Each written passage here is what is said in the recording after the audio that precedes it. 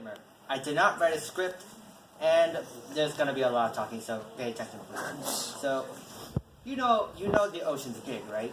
Yeah. Like 70% of the world. What if I told you that there's an increase in ocean acidity that is killing, well, everything basically. Even just a slight drop in the pH will kill ecosystems and all that. And by 2050, there will be more plastic than fish in the ocean. I know, jaw dropper, right? And what if I told you excess overfishing is so bad that it would take millions of years for populations to regrow, not just the fish themselves. And to think that we've only been around for 200,000 years, and fish have been here for 530 million years. And it took us only a few hundred years to wipe out most of them. For analogy, see that clock up there? Say that's the entire history of life on Earth.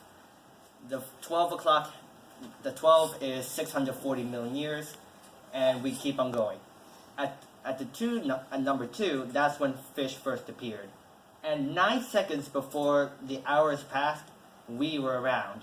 And when you blink, that is how fast we have overfished and nearly killed nearly every single fish in the ocean.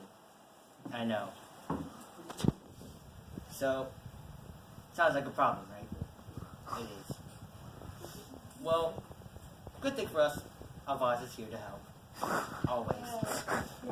So, in 2010, hundreds of thousands of avaaz supporters pushed the UK to set aside the single largest oceanic reserve in the Indian Sea. And guess what? They did. Just by pushing the US government to do so. And to think that the UK is how many thousand kilometers away from the Indian Ocean? I don't even know. And last year in June, former President Barack Obama, I know he's very sad right now, wanted to create the single largest protected area on the planet in Hawaii, the place where he grew up. Okay, and avaaz kept on pushing him to do so, until it's eventually done within a few months after he disclaimed that. And I don't think President Trump will even care about it. But that's besides the point.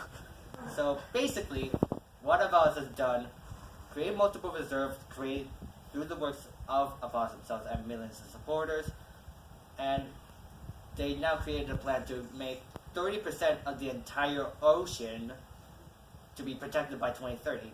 Kind of ironic, actually, since 30% 2030. Anyone? And besides, they're protecting 30% of 70% of the world. They're protecting 70% of, wait, I got that wrong. 30% of 70% of the world. That's kind of a lot, if you think about it.